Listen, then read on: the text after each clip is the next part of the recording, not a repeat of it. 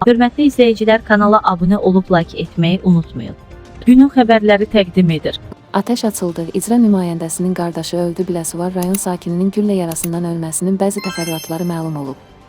Günün xəbərləri Qafqazinfoya istinadən xəbər verir ki, İqbal Bağırov evinin həyətində oğlanlarının mübahisəsinə əsəbləşib. Daha sonra o, ov tüfənginin qundağını yerə çırpıb. Bu zaman açılan ateş mərhumun ölümünə səbəb olub.